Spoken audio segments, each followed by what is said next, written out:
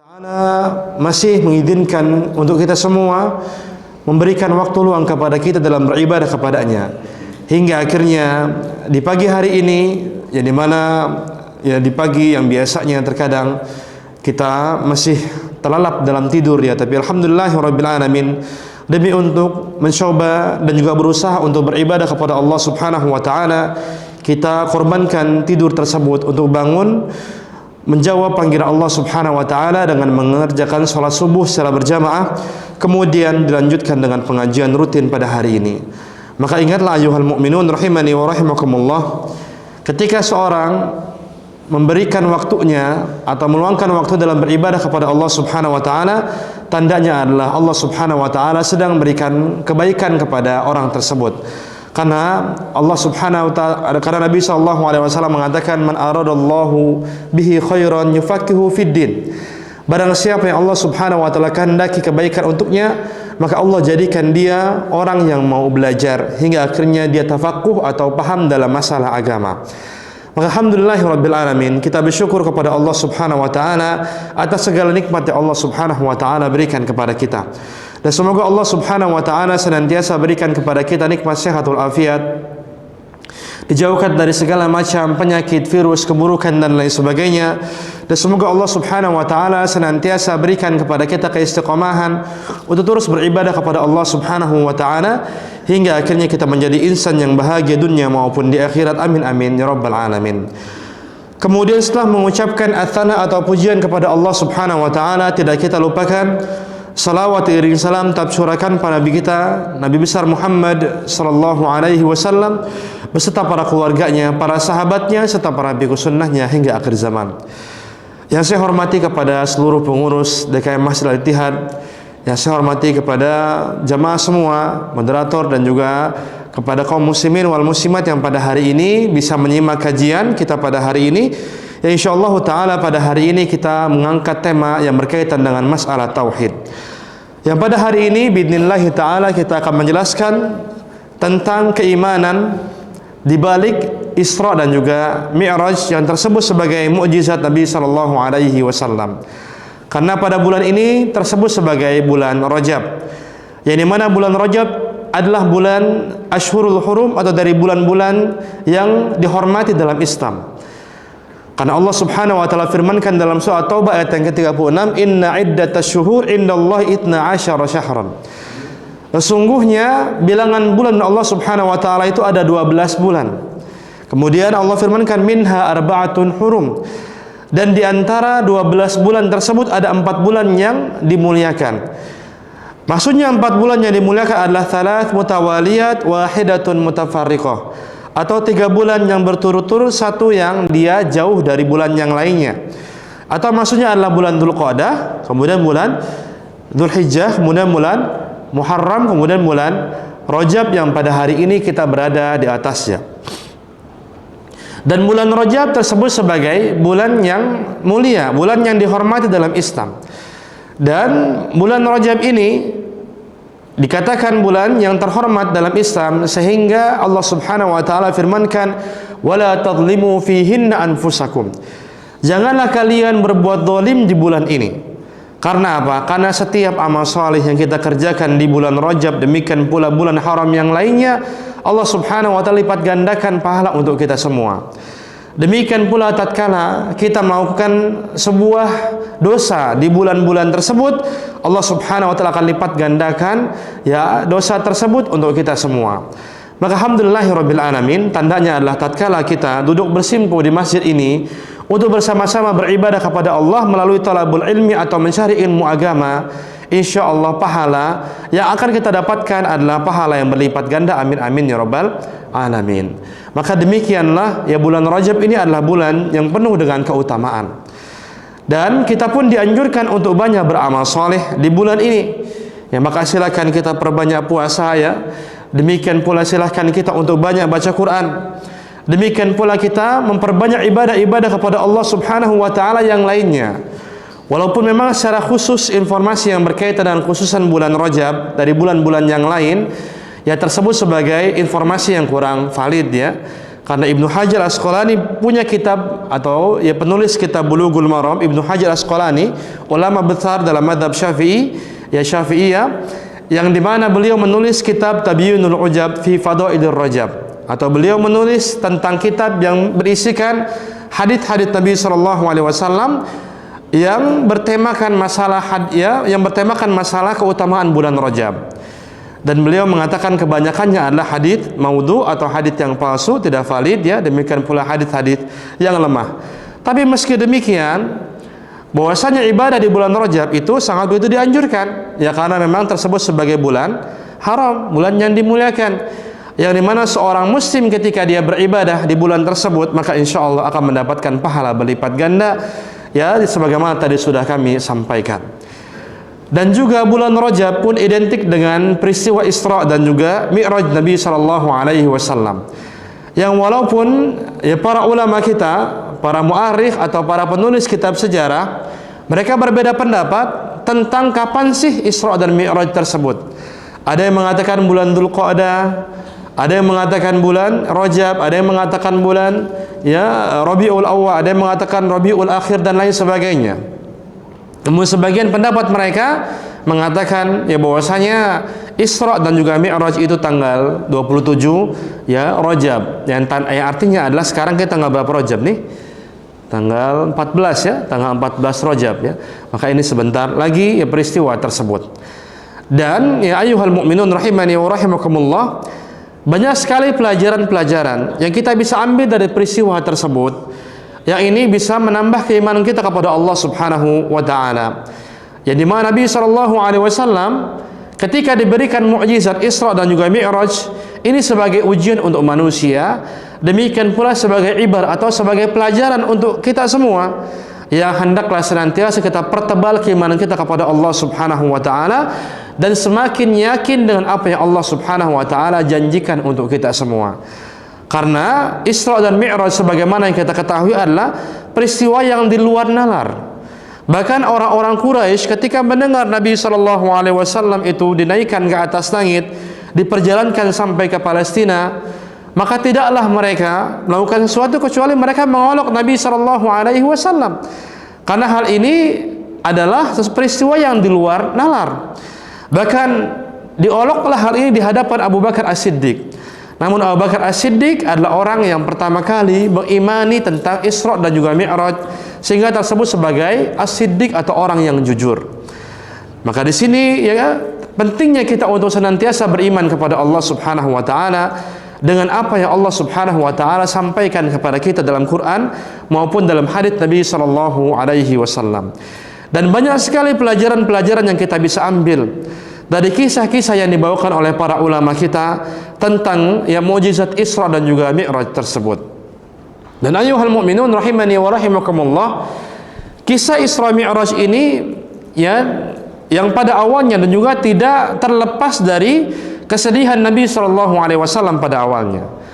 Karena di masa Nabi sallallahu alaihi wasallam itu hidup, beliau pernah diembargo oleh orang-orang kafir Quraisy, oleh orang-orang yang musyrikin di Mekah pada saat itu, yang dimana mereka putus asa dengan apa yang dilancarkan oleh Nabi kita Nabi Muhammad sallallahu alaihi wasallam.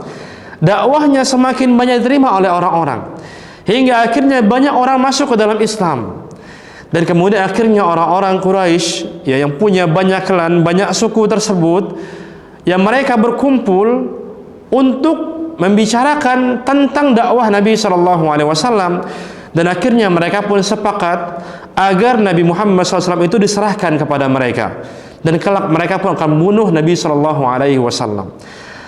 Dan di antara klan atau di antara suku dalam suku Quraisy ada namanya Bani Hashim dengan Bani Abdul Muttalib, atau sukunya Nabi SAW. Jadi Nabi itu sukunya adalah Bani Hashim, bisa juga tersebut sebagai Bani Abdul Muttalib. Dan juga ya dua klan ini atau dua suku ini, mereka ini mendukung Nabi sallallahu alaihi wasallam. Maka tidak mau mereka ini untuk memberikan Nabi sallallahu alaihi wasallam kepada gembong-gembor kafir, ya kafir musyrikin, orang-orang Quraisy. Hingga akhirnya mereka pun bersepakat untuk mengembargo atau ya untuk menjauhkan orang-orang Bani Hashim, demikian pula Bani Abdul Muttalib dari kehidupan yang baik. Jadi mereka itu diboikot. Dan boikot ini bukan sehari dua hari, tapi sampai 3 tahun. Ya, di mana isi boikot tersebut adalah ya orang-orang muslimin, demikian pula Banu Hashim sampai Bani Abdul Muttalib tidak boleh untuk ikut serta berniaga bersama dengan mereka di pasar-pasar orang-orang Quraisy.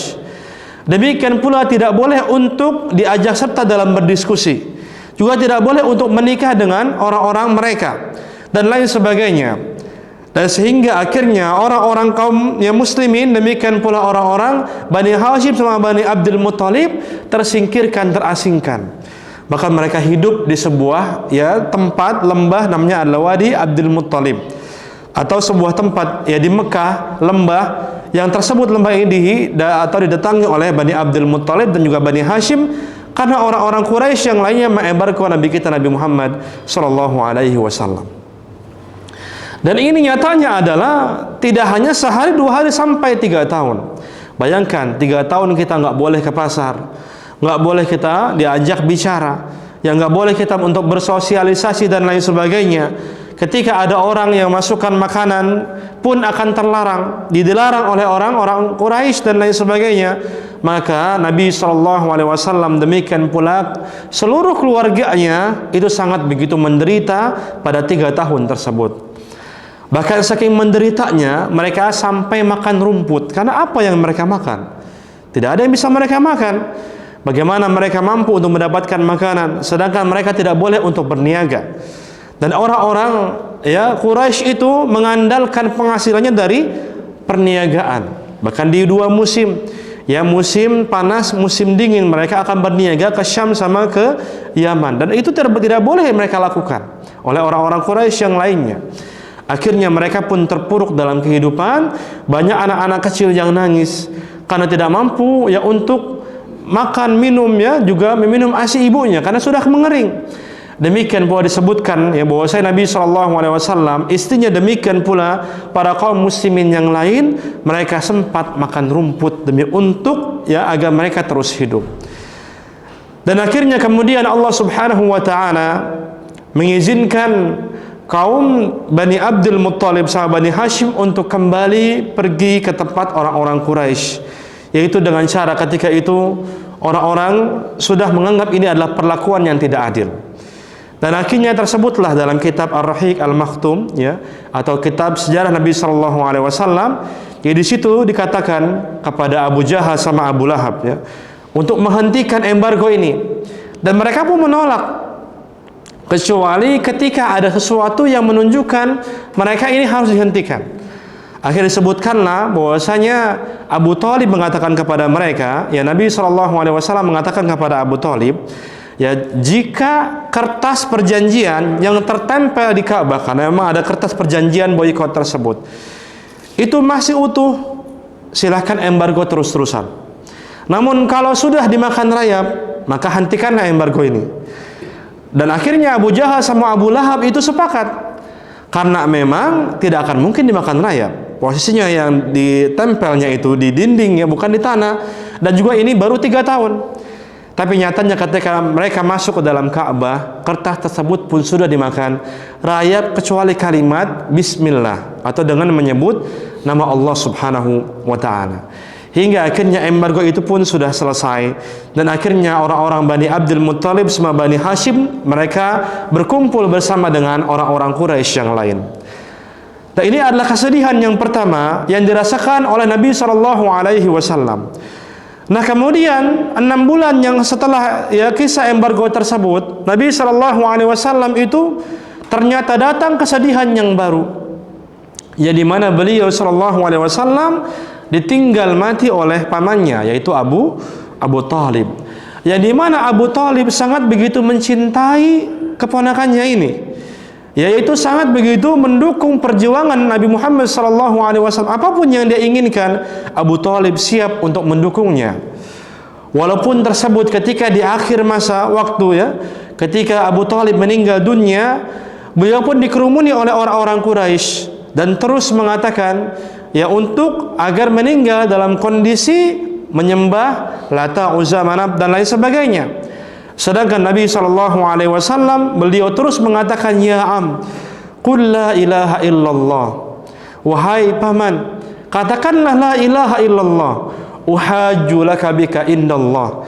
Kelak nanti aku akan bertemu dengan Allah Subhanahu wa taala kelak nanti akhirat, dan akan menjadi saksi engkau telah mengucapkan la ilaha illallah. Tapi nyatanya pamannya itu Abu Talib, ya ini meninggal dunia dalam kondisi tidak mengucapkan la ilaha illallah. Nabi SAW sedih luar biasa pada saat itu. Maka pelajaran yang bisa kita ambil di sini adalah pentingnya untuk senantiasa kita ini berjuang kepada keluarga-keluarga kita agar senantiasa mereka menyembah Allah Subhanahu wa taala. Karena step atau karena hal yang kita lakukan lebih mudah ketimbang Nabi SAW. Ya alhamdulillahirabbil alamin, keluarga kita adalah orang-orang muslim. Nah, tinggal kita menyuruh mereka untuk taat kepada Allah Subhanahu wa taala dan menanamkan nilai tauhid dalam kehidupan kita. Ya, dalam kehidupan kita. Dan juga ayuhal mu'minun rahimani wa rahimakumullah, tidak hanya itu ya. Ketika Abu Talib meninggal dunia, Nabi SAW amat sangat begitu sedih. Karena memang tidak ada orang lagi yang untuk bisa mendukung Nabi SAW pada saat itu kecuali para sahabat-sahabatnya. Dan hingga akhirnya dikatakan oleh para sejarawan, 3 hari setelah meninggalnya Abu Talib, meninggallah ya belahan jiwa Nabi SAW itu siapa? Siti Khadijah, yaitu istri Nabi SAW yang sangat beliau cintai. Karena memang kenapa mereka ini bisa ya meninggal ya? Ya memang ini adalah takdir Allah Subhanahu wa taala. Namun sebabnya adalah karena kondisi gizi mereka yang buruk. Karena mereka makan makanan yang tidak layak untuk mereka ketika diembargo. Inilah yang dikatakan oleh para sejarawan kenapa meninggalnya Khadijah radhiyallahu taala anha. Nabi SAW sangat begitu terpukul. Dan tidak ya cukup sampai situ. Ketika Nabi SAW sudah mendapatkan kesedihan berupa diembargo, kemudian setelah itu meninggalnya Abu Talib, kemudian setelah itu meninggalnya Khadijah radhiyallahu taala anha. Dan kemudian setelah itu Nabi SAW disuruh oleh Allah Subhanahu wa taala di bulan Syawal atau beberapa bulan setelah meninggalnya yaitu ya Khadijah radhiyallahu taala anha, Nabi disuruh untuk berdakwah ke Taif. Yaitu di situ kepada Bani ya Thaqifah. Yang ternyata Nabi SAW ketika masuk ke Taif menyuruh orang-orang untuk menyembah Allah Subhanahu wa taala, ternyata masyarakat di sana sudah nyuruh anak-anak kecil sama nyuruh orang-orang yang safi, orang-orang ODGJ ya, ini untuk melempari Nabi SAW. Bayangin ya, betapa sedihnya beliau SAW pada saat itu. Dakwahnya itu ditentang. Bahkan orang-orang anak-anak kecil berlomba-lomba untuk melempari Nabi kita Nabi Muhammad SAW. Tapi walaupun 4 peristiwa yang penuh dengan kesedihan ini, dan Nabi SAW nyatanya adalah Allah Subhanahu wa taala berikan keutamaan yang sangat begitu luar biasa.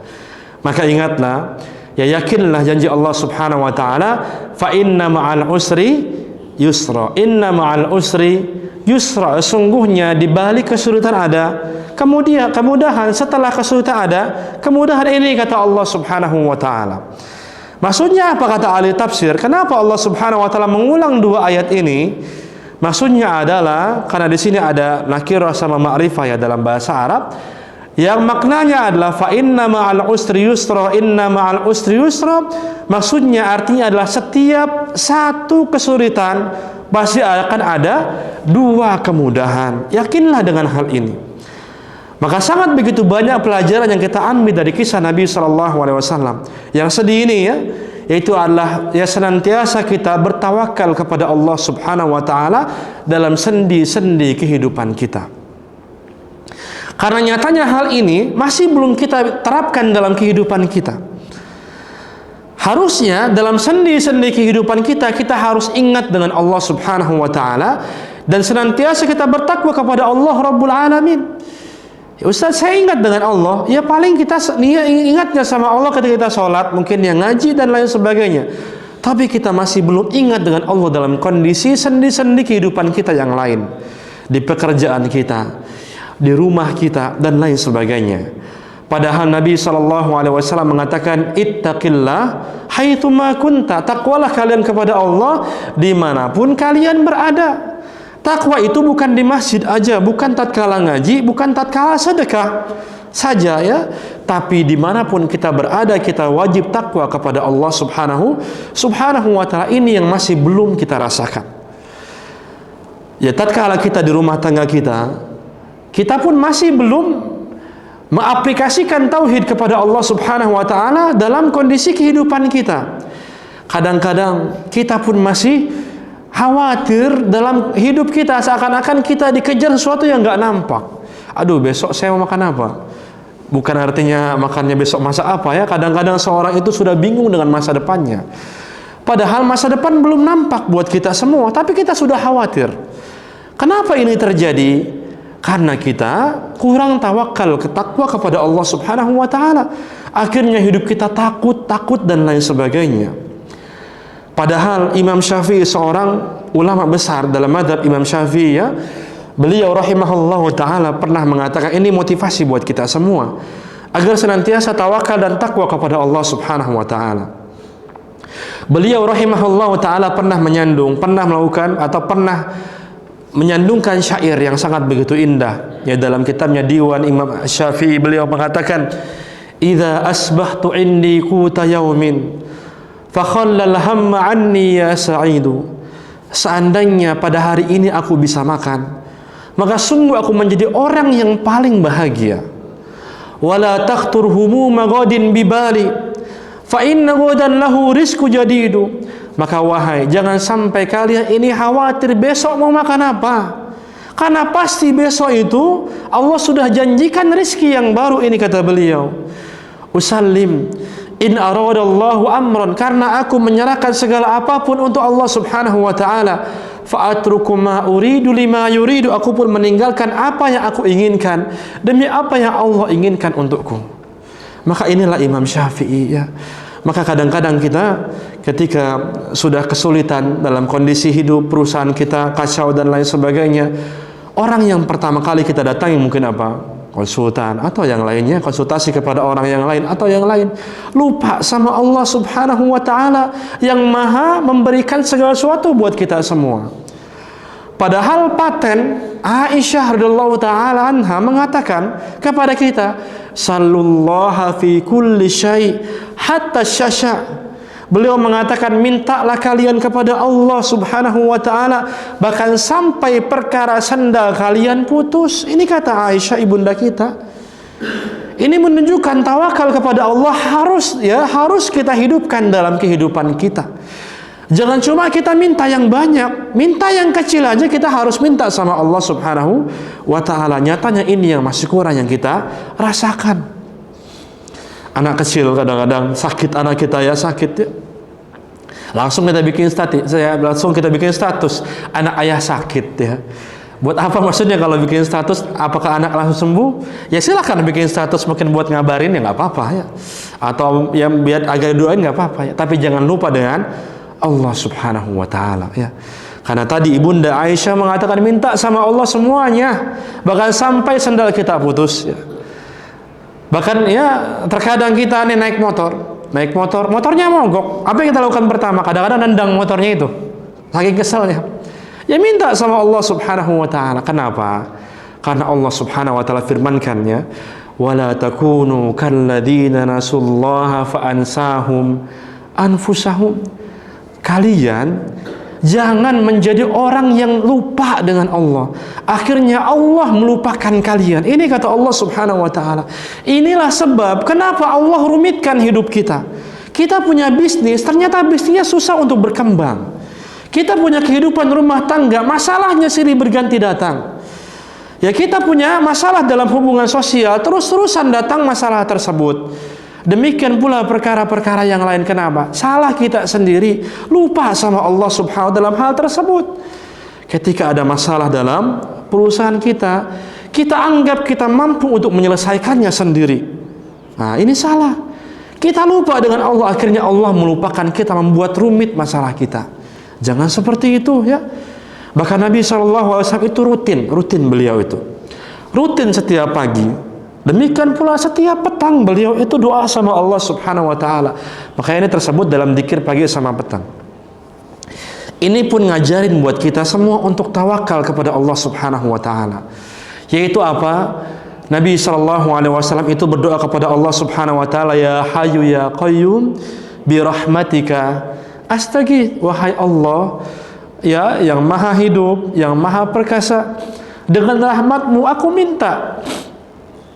Aslih li sya'ni kullah, perbaikilah segala perkaraku ya Allah.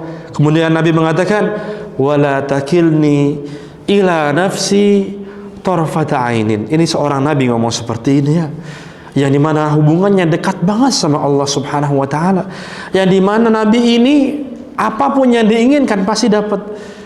Yang dimana Nabi itu ketika mengerjakan sesuatu pasti Allah mudahkan. Tapi apa? Beliau doa setiap pagi sama petang. Wala takilni ila nafsi tarfata ainin. Ya Allah, jangan biarkan diriku berpangku dengan diriku sendiri ya Allah, walaupun dengan sekejap mata. Bayangkan ya. Sedangkan banyak perkara kita tinggalkan atau kita kembalikan pada diri kita sendiri, seakan-akan kita adalah bisa segalanya. Pede boleh, tapi pedenya berlebihan yang nggak boleh. Lupa sama Allah Subhanahu wa taala. Jangan ya. Apapun itu jadikan Allah lah yang pertama. Ini yang harus kita ya hidupkan dalam kehidupan kita. Kira-kira pernah nggak nih misalkan anak kita minta sesuatu, misalkan ya, kalau misalkan masih anak kecil atau sudah besar misalkan, ya saya mau ini. Ya kadang kita ya udah nanti dibelikan, atau nah nggak usah lah, nggak usah beli seperti itu. Kadang kita nggak mau seperti itu ya. Tapi pernah nggak kita ngajarin mereka doa sama Allah? Doa sama Allah ya Jang ya, ya nak ya Jang ya. Doa sama Allah ya Dek. Doa kamu minta apa Allah pasti akan ngabulkan. Pernah nggak nih? Kalau enggak, ini adalah sebuah PR yang mungkin sudah terlambat buat kita. Tapi insya Allah nggak ada yang terlambat. Ya, kan katanya kita mau anak soleh. Kenapa kita nggak pernah mengisi ruhnya dengan tauhid kepada Allah Subhanahu Wa Taala? Ini salahnya. Kita pingin anak kita ngedoain kita punya aset besar, ya diri kita itu ke dia, tapi kita hanya nggak ada usaha. Usahanya dalam masalah pendidikan dunia aja. Masalah agama dikasih ke guru, oke alhamdulillah. Tapi kita sendiri lupa hal-hal yang kita bisa tahu sebenarnya. Kita itu mau belajar mau enggak, harusnya tahu Allah Tuhan kita. Ya bagaimana kita terus tawakal sama Allah Subhanahu wa taala dan lain sebagainya.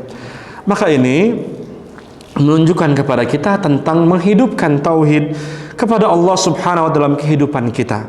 Ya sebagaimana Nabi sallallahu alaihi wasallam. Dan betapa Nabi SAW demikian musibah tadi silih berganti datang kepada beliau SAW, beliau pun kembalikan kepada Allah Subhanahu wa taala. Dan akhirnya Allah Subhanahu wa taala berikan kemudahan kepada beliau SAW. Nah ini maka pelajaran yang harus kita pelajari terus-terusan adalah pentingnya kita mentauhidkan Allah Subhanahu wa taala dalam setiap sendi kehidupan kita. Nggak cuma di masjidnya, tapi di semuanya, di pekerjaan kita, di hubungan sosial kita, ya, dimanapun kita berada, tetap tauhid nomor satu, tetap tauhid nomor satu. Ya mohon maaf, jangan sampai kita kalah dengan orang-orang non Muslim. Kadang-kadang mungkin kalau kita punya teman non Muslim ya, punya teman kerja orang non Muslim, kadang kita makan sama mereka gitu ya. Kita mah udah hampir setengah makan dia masih berdoa sama Tuhannya. Ya, kadang-kadang malu juga kita. Kita mau habis dia masih begini aja kan. Banyak doanya, kita kok kurang doanya gitu. Walaupun memang sunnahnya adalah baca bismillah, memang bismillah udah seperti itu udah kelar ya. Tapi tentu kita wajib untuk mendoakan keberkahan dalam makanan yang kita makan dan lain sebagainya. Karena keberkahan ini akan memudahkan kita beramal soleh. Maka seperti itu, maka janganlah kita berpangku tangan kepada diri kita sendiri. Ya, dan kita pun harus yakin Allah Subhanahu wa taala itu Maha mengetahui, Maha mengatur segala sesuatu dan lain sebagainya. Ketika Allah Subhanahu wa taala katakan wa ma min dabbatin fil ardi illa 'ala Allahi rizquha, tidaklah ada hewan melata di muka bumi kecuali kewajiban Allah memberikan rezeki kepada mereka. Yakin itu, aplikasikan dalam kehidupan kita sehari-hari. Jangan menjadi orang yang paling terpuruk tatkala kita hidupnya susah dalam kondisi ekonomi ya. Maka akhirnya apa? Kita pun terpuruk dalam keadaan karena kita memang melupakan Allah dalam hal ini. Makanya di sini kita harus lagi-lagi tawakal sama Allah Subhanahu wa taala. Allah pasti akan kasih rizki. Mohon maaf. Nah, kewajiban kita adalah mengais rizki tersebut dengan cara yang halal, menjemput rizki. Adapun Allah, ya, kewajiban Allah memberikan rizki kepada kita semua. Jangan khawatir. Karena kita nggak tahu emang rizki kita di mana, ya. Tapi rizki tersebut tahu di mana kita. Karena rizki Allah Subhanahu wa taala tidak akan pernah tertukar. Bahkan seorang itu tidak akan pernah meninggal dunia, nggak pernah. Orang itu pasti, ya, orang itu bisa mati, itu nggak pernah bisa, kecuali sudah genap rizki yang Allah Subhanahu wa taala berikan kepada mereka. Ini yang harus kita yakini, ya. Jadi ini harus kita yakini dalam kehidupan kita. Jadi kalau kita nggak yakin ini, semakin kita takut dalam kehidupan ini. Takut dengan ini, ya, punya mobil, punya motor, aduh khawatir gimana kalau misalkan motor saya rusak, ya, atau dimalingin atau yang apa, ya. Aduh gimana kalau saya salah, sakit atau yang lain. Kita khawatir banget dalam kehidupan ini, kan. Dikejar-kejar sesuatu yang nggak nampak. Untuk usaha, ya silahkan. Untuk usaha, ya silahkan. Kalau kita usaha untuk masa depan kita, untuk anak kita, kalau sakit bagaimana, silahkan. Tapi kalau itu sudah menjadi tujuan hidup kita, kita salah. Kita salah. Ya, akhirnya kita melakukan sesuatu yang haram atau yang lainnya, kita salah.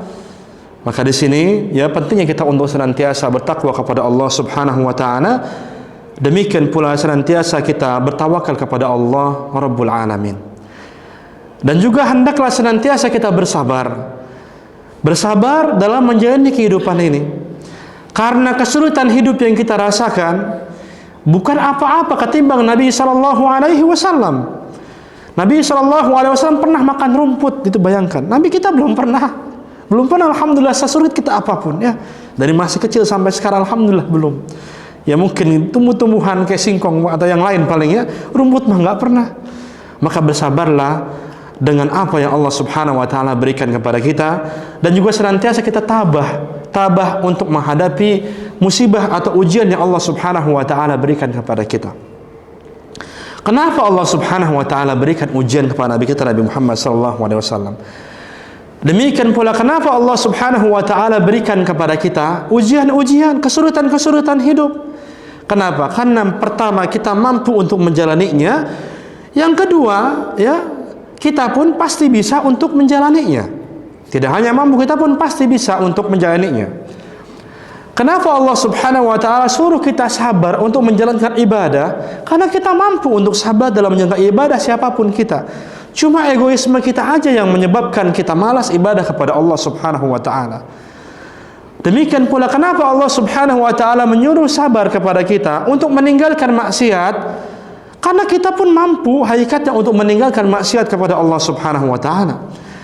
Demikian pula Allah Subhanahu wa taala menyuruh kita untuk sabar tatkala Allah berikan musibah kepada kita, karena kita pun mampu untuk menghadapi musibah tersebut. Kita mampu semua insyaallah.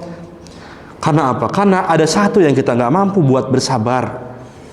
Bukan bersabar dalam takwa kepada Allah, bukan bersabar dalam, ya, menghadapi ujian, bukan bersabar, ya, dalam ketika menghindari maksiat. Ini semua kita bisa. Hanya satu yang kita nggak bisa sabar. Makanya Allah suruh kita sabar, ya, di dunia ini. Allah suruh kita sabar dunia ini karena ada sesuatu hal yang kita nggak bisa sabar. Apa itu? Allah firmankan dalam surat Al-Ma'arij, yaitu apa? Kelak nanti di hari kiamat kita tanya sama Allah Subhanahu wa taala, kita nggak bisa sabar. Allah firmankan, ta'arujul malaikatu warruhu ilaihi fi yaumin kana miqdaruhu 50 alf sanah. Kelak nanti malaikat itu naik turun, ya, di akhirat ketika kehidupan ini sudah hancur, malaikat naik turun pada satu hari saja itu sama dengan 50.000 tahun. Kata Allah Subhanahu wa taala, ta'rujul malaikatu warruhu ilaihi fi yaumin kana miqdaruhu 50 alf sanah. Lantas Allah Subhanahu wa taala firmankan, fasbir sabrun jamila, makanya sabar. Sabar dengan indah. Sabar karena sabar itu indah. Kalau kita sholat sabar, ngaji sabar, sedekah sabar, sabar karena kita mampu. Ketimbang nanti di akhirat kita nggak mampu sabar.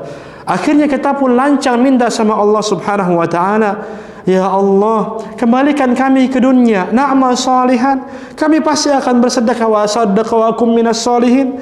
Kami akan sedekah lagi, ya Allah. Kami akan menjadi orang-orang yang saleh. Lancang ini kepada Allah Subhanahu wa taala.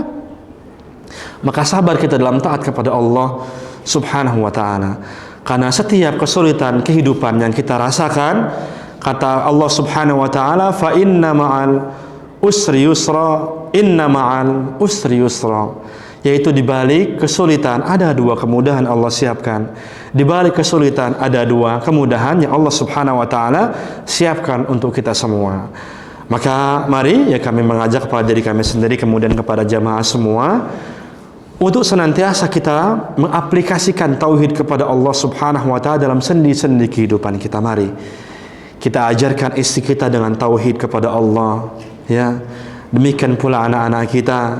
Demikian pula kita mencoba untuk membiasakan diri minta sama Allah Subhanahu wa taala dalam segala permasalahan yang kita hadapi, di rumah kah, di perusahaan kita kah, atau di tempat-tempat yang lainnya. Karena insya Allah orang yang bergantung kepada Allah Subhanahu wa taala tidak akan pernah kecewa. Ketimbang orang yang bergantung kepada makhluk, pasti dia akan kecewa. Kemudian teruslah kita bersabar. Demikian pula tabah dalam menghadapi segala ujian, baik itu ujian duniawi, ujian dunia, kesulitan dalam hidup. Demikian pula ujian ukhrawi, yaitu ya kesulitan dalam kita beribadah. Sabar dan lakukanlah ibadah kepada Allah Subhanahu wa taala. Paksakan diri kita untuk beribadah, karena sabar itu indah, yang dimana Allah Subhanahu wa taala sampaikan dalam surat Al-Ma'arij yang tadi sudah kami sampaikan. Allah Ta'ala ala wa alam. Barangkali ini yang kami sampaikan pada pertemuan kali ini, ya hanya sedikit dari apa yang kita sampaikan tentang pelajaran-pelajaran dari kisah Isra dan Mi'raj ini, yaitu tauhid kepada Allah Subhanahu wa taala. Kita aplikasikan dalam kehidupan, demikian pula kita bersabar dan tabah dalam jalani kehidupan. Dan mungkin insyaallah untuk penjelasan yang selanjutnya akan dibicarakan atau disampaikan oleh asatidz yang lainnya yang lebih berkompeten untuk masalah ini. Barakallahu fikum. Terima kasih sudah menyimak kajian kita pada hari ini. Ya, kami kemudian masih ada waktu di waktu syuruk, ya sekitar 10 menit lagi ya. Mungkin sekitar 10 menit lagi kita buka seri jawab, barangkali ada yang ditanyakan, baik yang berkaitan dengan materi atau di luar materi. Barakallahu fikum.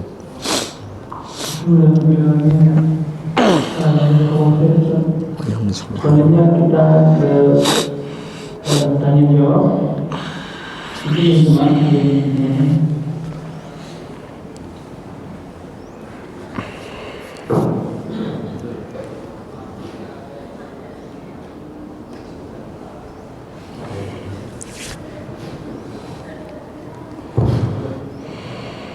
Assalamualaikum warahmatullahi wabarakatuh. Waalaikumsalam. Mengenai tauhid, saya ingin bertanya. Tadi kan pamannya Nabi ya, Abdul Muthalib meninggal. Kemudian Siti Khadijah yang meninggal. Itu kan dua-duanya berkaitan tauhid. Ya, sama. Siti Khadijah Islam, kalau pamannya Nabi itu Islam. Nah, itu cara kan yang maaf ya, cara mengukurkannya gimana? Misalkan Nabi dengan Abu Thalib dekat ya kan? Nah, itu cara mengukurkan ini cara belajar Islam. Apa diserahkan kepada kaumnya? Dan kalau lihat Siti Khadijah kan cara Islam. Nah, itu bagaimana cara mengukurkan itu? Saya ingin tahu itu karena belum pernah dengar cara-cara yang itu. Assalamualaikum warahmatullahi wabarakatuh. Waalaikumsalam warahmatullahi wabarakatuh. Barakallahu fikum. Iya. Ya, memang sebagian ada yang atau meragukan, demikian pula ada yang perbedaan pendapat sebagian para ulama kita tentang Abu Thalib, ya, tentang keislaman Abu Thalib. Ada yang mengatakan meninggal dalam keadaan Islam karena beliau adalah paman Nabi SAW yang terus menyokong perjuangan Nabi SAW. Ada beberapa para ulama yang mengatakan demikian, tapi kebanyakan para ulama, jumhur para ulama mengatakan ya kondisinya dalam tidak memeluk Islam, karena memang hadisnya itu hadis riwayat Al-Imam Al-Bukhari tentang yang tadi sudah kami sampaikan, yaitu tentang kematian Abu Thalib, kemudian pula tentang asbab an-nuzul atau tentang sebab-sebab turunnya Al-Quran, yang dimana Allah Subhanahu wa taala firmankan ya bahwasanya innaka la tahdi man ahbabta walakinallaha yahdi man yasha. Allah firmankan, sesungguhnya ya Muhammad, engkau tidak bisa memberikan petunjuk kepada orang yang kamu cintai, karena petunjuk itu Allah Subhanahu wa taala berikan kepada orang yang Allah kehendaki saja. Ini adalah ayat yang berkaitan dengan Abu Thalib, yaitu Abu Thalib meninggal dunia dalam kondisi belum masuk Islam.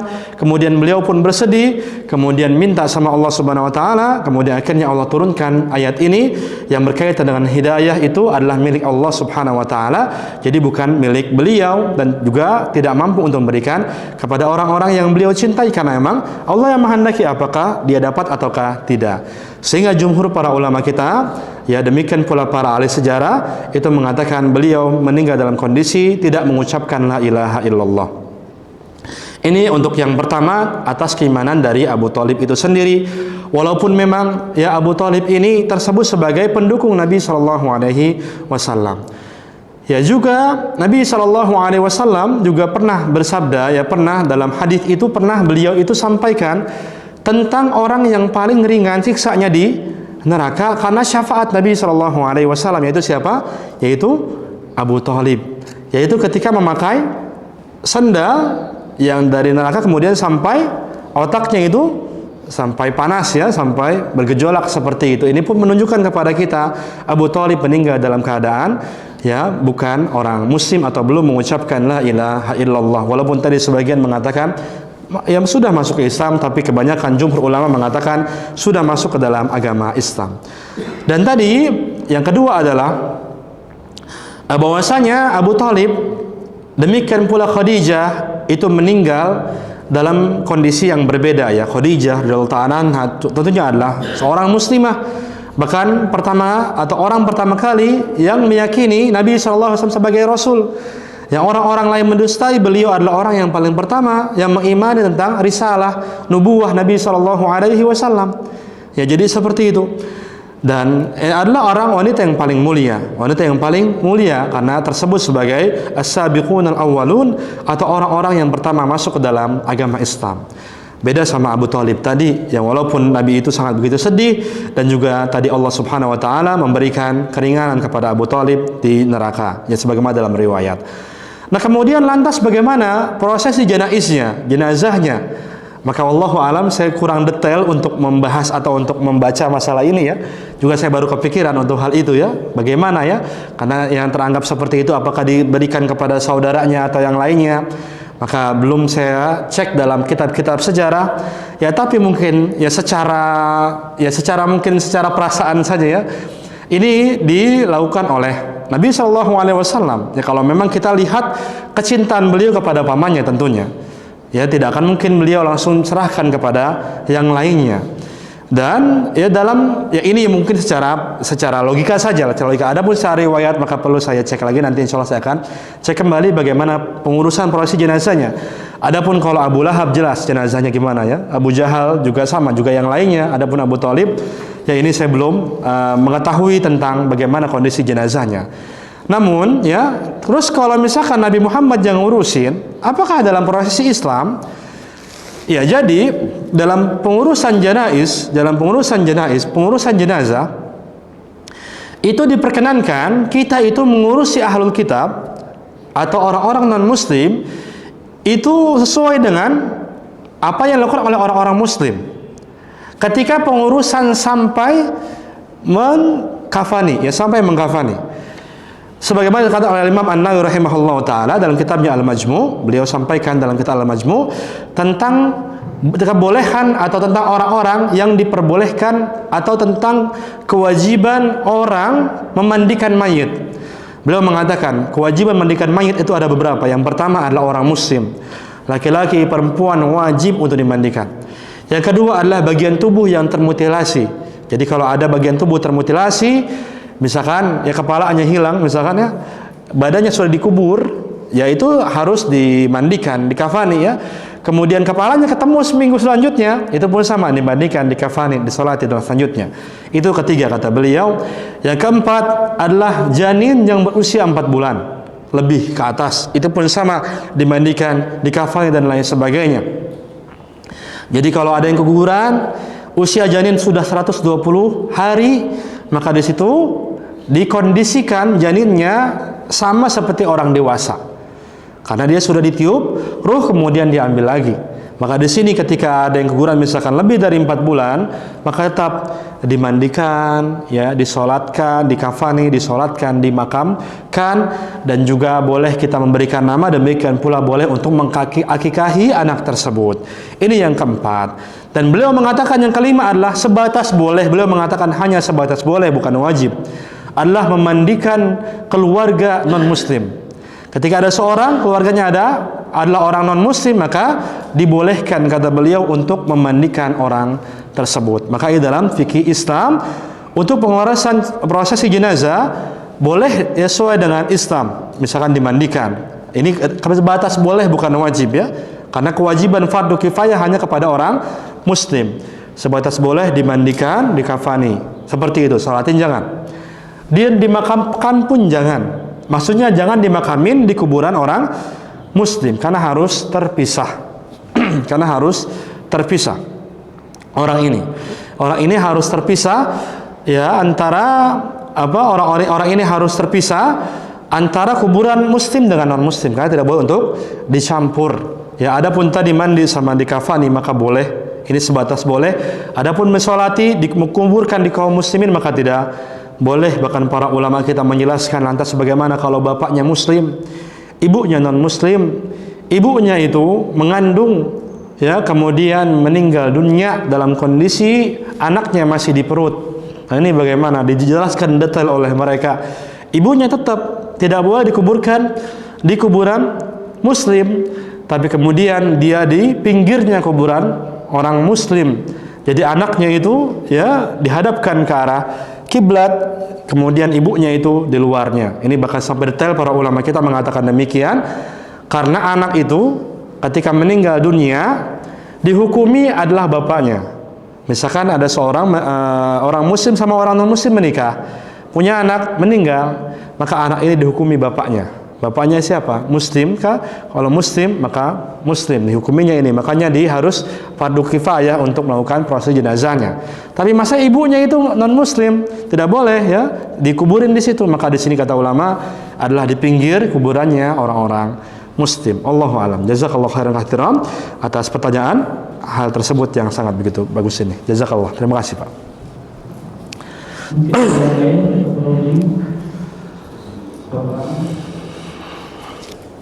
Yang lain kalau ada saya jawab. Waalaikumsalam. Jadi pembahasan tentang Isra Mi'raj. Jadi saat itu berarti belum diwajibkan sholat 5 waktu. Betul. Yang ingin saya tanyakan, apakah ibadah apa yang dijalankan oleh Rasul dan sahabat, dan apakah setelah turunnya perintah sholat 5 waktu masih dijalankan? Jazakallah khairan, barakallahu fiik. Iya, jadi kalau ini keabsah atau perintah sholat 5 waktu maka belum ada kewajiban kaum muslimin untuk mengerjakannya. Karena memang belum turun kewajiban disebabkan Nabi SAW belum melakukan Isra Mi'raj. Karena tadi kan Khadijah meninggal, belum ada kewajiban untuk sholat 5 waktu. Kemudian setelah itu barulah beliau di Isra Mi'rajkan oleh Allah Subhanahu wa taala. Akhirnya Allah wajibkan beliau untuk melakukan salat sebanyak 50 kali, ya, 50 waktu. Akhirnya kemudian bertemu dengan Nabi Musa sebagaimana yang kita ketahui, hingga akhirnya terus turun menjadi 5 waktu yang sampai saat ini kita lakukan. Nah, kemudian ibadah apa saja yang dilakukan oleh Khadijah atau orang-orang yang terdahulu sebelum ada kewajiban salat 5 waktu? Maka yang pertama adalah Solat itu sudah ada sebenarnya, cuma belum wajib. Di antaranya adalah Nabi SAW diwajibkan untuk mengerjakan solat malam, ya, solat malam, ya, sebagaimana Allah Subhanahu Wa Taala ya firmankan dalam surat Al-Muzammil, demikian pula Al-Muddathir, ya, tentang solat malam Nabi SAW. Allah itu menyuruh beliau untuk solat malam. Demikian pula Allah firmankan, wa minal laili fatahajjad bihi nafilatan. Dan di malam hari lakukanlah sholat tahajud. Ini menunjukkan awalnya adalah kewajiban untuk Nabi SAW untuk mengerjakan sholat tahajud tersebut. Ini sebagian para ulama, ya, atau kebanyakan, bukan sebagian, bahkan kebanyakan para ulama mengatakan sholat tahajud itu untuk Nabi SAW itu beliau diwajibkan untuk beliau, ya. Awalnya adalah diwajibkan ketika sebelum kewajiban sholat 5 waktu.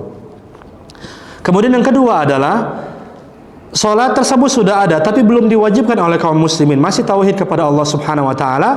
Namun Nabi melakukannya itu 2 rakaat setiap salat. Karena dalam riwayat tentang salat qashar, kenapa salat qashar 4 menjadi 2? Karena memang menjadi asalnya. Asalnya adalah 2 pada saat itu.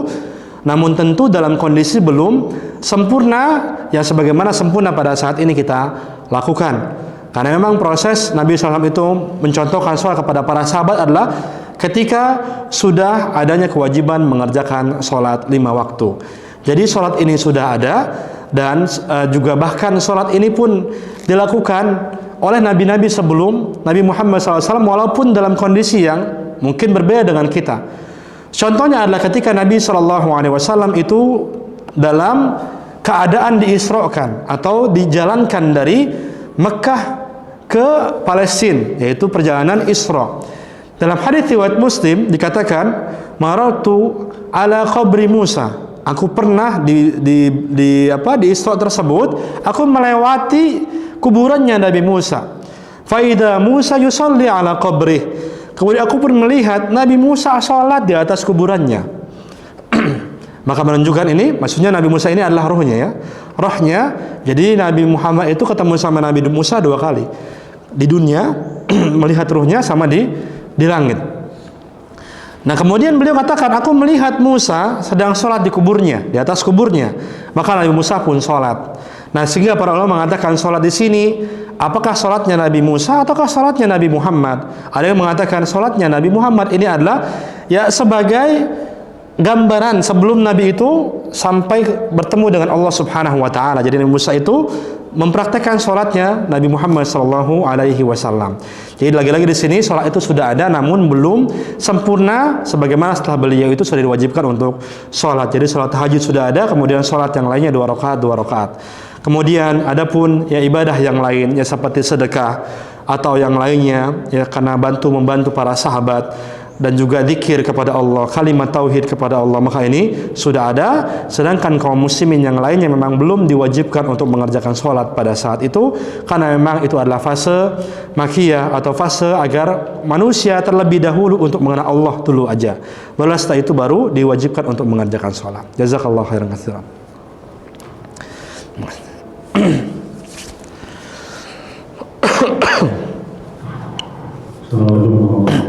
Waalaikumsalam. Bedanya kan kalau sholat kalau dia nggak sholat bisa dikatakan kafir. Apa? Kalau yang dia nggak melaksanakan sholat ada orang muslim. Kalau dia tidak melaksanakan sholat, itu dibilang kafir. Dihukumi kafir. Orang yang nggak sholat. Ya. Terus juga untuk prosesi pemakamannya gimana? Kalau itu apa ya muslim atau muslim gitu? Iya, misalkan ada orang kita dia nggak sholat, wah pas meninggal nggak usah dimakamin gitu ya. Barakallah. Dia muslim atau ini? Nah, jazakallah khairan katsiran. Iya, untuk meninggalkan sholat ya. Meninggalkan sholat itu ada 2. Yang pertama adalah al-juhud. Apa itu al-juhud? Yaitu mengingkari kewajiban sholat 5 waktu. Kalau mengingkari kewajiban sholat 5 waktu, para ulama bersepakat hukumnya adalah ya ini murtad, ya mengeluarkan dari Islam. Karena nggak boleh kita tidak meyakini apa yang Allah katakan, demikian pula Rasulullah SAW. Kita tolak gitu. Sholat zuhur mah nggak wajib misalkan. Ngapain sholat? Itu nggak wajib misalkan. Maka ini termasuk sebagai kufrul juhud atau kafir disebabkan menolak kewajiban sholat. Ya menolak kewajiban sholat. Kan kita nggak boleh menolak firman Allah, itu nggak boleh. Sedangkan Allah nyuruh kita buat sholat, di situ wajib. Nah ini nggak boleh kita untuk menolak kewajiban yang Allah sudah wajibkan. Ini tersebut sebagai juhur atau juhud yang para ulama kita bersepakat hukumnya ini tersebut sebagai hal-hal yang mendatangkan riddah atau mendatangkan orang yang menjadikan orang ini di luar Islam jadinya, karena dia mengingkari kewajiban sholat, maka tidak boleh. Yang kedua adalah meninggalkan sholat karena kasal atau karena malas, ya karena emang dia yakin ini adalah kewajiban, tapi dia nggak sholat ya karena malas dan lain sebagainya ya. Maka di sini para ulama kita beda pendapat. Adapun pendapat Imam Ahmad bin Hambal, beliau mengatakan barang siapa yang meninggalkan sholat, mau dia juhud meninggalkannya karena tidak atau karena tidak meyakini kewajiban sholat, atau mau dia malas maka hukumnya adalah kafir. Ini kata beliau dalam mazhab Hambali. Jadi kalau dalam mazhab Hambali ini kufur, dihukumi orang-orang yang tidak sholat walaupun dia itu malas. Kemudian jumhur ulama dalam mazhab Syafi'i dan para ulama-ulama yang lainnya mengatakan bahwasanya orang yang dia masih meyakini kewajiban sholat, tapi dia nggak sholat karena dia malas, maka tidak disebut sebagai orang kafir, tapi disebut sebagai orang fasik. Yang orang fasik, maka wallahu alam ini adalah pendapat yang lebih kuat, ya, yang lebih kuat, karena memang kufur itu ada ketika juhud atau mengingkari kewajiban yang Allah Subhanahu wa taala katakan dalam Quran. Seperti itu, sehingga orang-orang yang tidak sholat karena dia malas tapi dia meyakini kewajiban sholat tetap dihukumi sebagai muslim. Seperti itu, ini adalah pendapat mayoritas para ulama kita. Dan ketika ada orang dia misalkan dia tidak pernah sholat misalkan, tapi waktu sholat idnya itu sholat insya Allah, maka di sini sebagai barometer dia masih sebagai orang muslim karena dia sholat walaupun dia tidak pernah sholat kecuali sekali 2 kali. Maka ini dikatakan ini adalah muslim karena memang dia tidak mengingkari kewajiban sholat. Maka jika seperti ini, kewajiban kita untuk memakamkan sesuai dengan syariat agama kita. Seperti itu. Nah, ini yang berkaitan dengan masalah penyelenggaraan jenazah. Jadi penyelenggaraan jenazah itu ketika ada seorang muslim, maka harus kita fardu kifayah untuk menyelenggarakannya sesuai dengan syariat. Demikian pula orang yang tidak disebut sebagai orang yang meninggalkan sholat.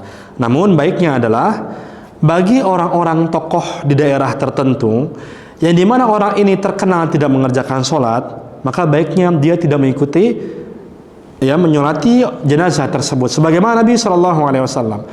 Nabi SAW ketika ada sahabat yang meninggal dunia, beliau tanya, punya hutang nggak nih? Kalau punya hutang maka beliau tidak sholatkan. Bukan berarti nggak boleh kita nyolatin orang yang punya hutang, bukan. Tapi ini adalah sebagai pelajaran. Itu ustadz itu nggak nyolatin ini, ya nanti kita khawatir nggak disolatin sama ustadz itu kan.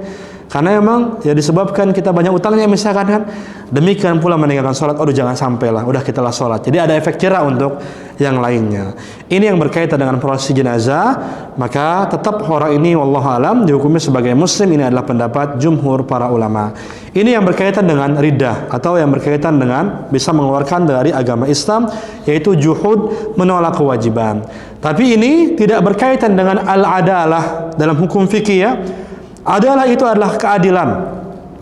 Karena di antara beberapa ibadah harus ada syarat adil. Contohnya apa? Dalam pernikahan, wali itu harus adalah dalam syaratnya adil. Adil itu apa? Mengerjakan sholat. Ya, makanya nanti akan bermasalah kalau dia jadi wali, dia muslim sebenarnya, tapi dia nggak pernah sholat karena syaratnya sudah hilang dari dia. Adalah itu. Sehingga para ulama ada yang mengatakan nikahnya sah, ada yang mengatakan tidak. Ya, maka di sini juga lagi sebagai efek jerah, pelajaran buat kita, jangan sampai kita meninggalkan sholat. Wallahu ta'ala. Barakallahu fikum.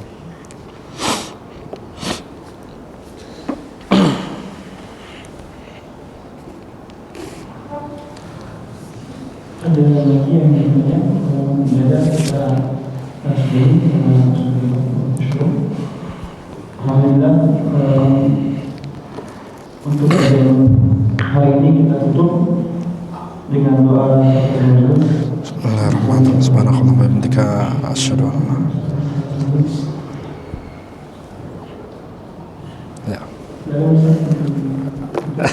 mati ini. Jangan taruh di sini aja dulu. Sudah mati nih ya. Subhanallah.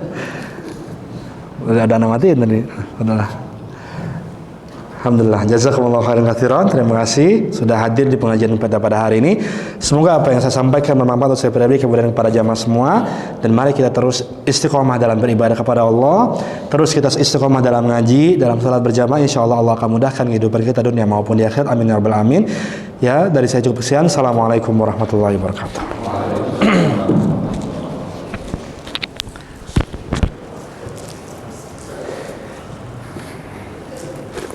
Masya Allah, ada tanah.